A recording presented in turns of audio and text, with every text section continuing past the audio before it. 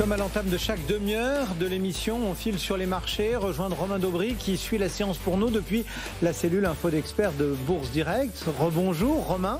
Bon, bonjour, on s'est bien installé dans le vert, même si on manque peut-être un petit peu d'initiative pour aller plus haut.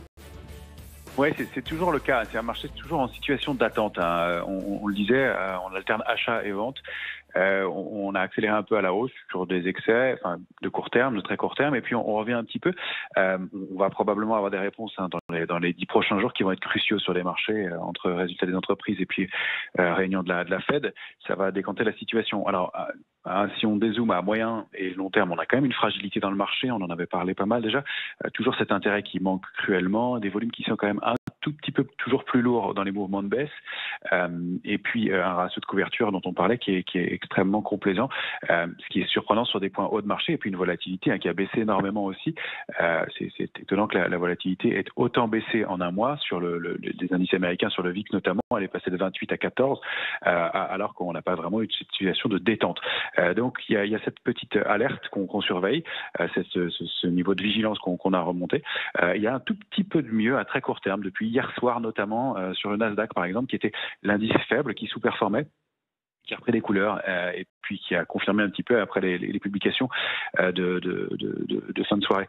Donc on va surveiller les niveaux techniques. Sur le Nasdaq, c'est 15 460, il faut le préserver sur plusieurs clôtures, 2 ou 3 jours, ce serait pas mal.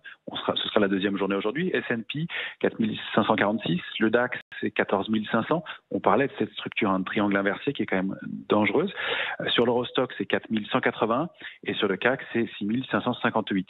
Alors, ça ne nous empêche pas de faire des petits arbitrages, et puis on est sous-investi, protégé, mais on accompagne de certains mouvements.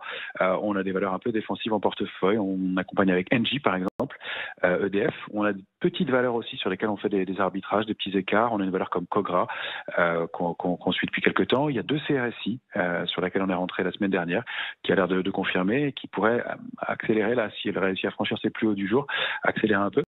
Et puis, on travaille aussi sur des actifs comme l'or et l'argent qui sont proches de déclencher des signaux haussiers de moyen terme. À court terme, il y a les rebonds, on en a profité un peu, mais à moyen terme, l'or, ce serait au-dessus de 1814 $ l'once.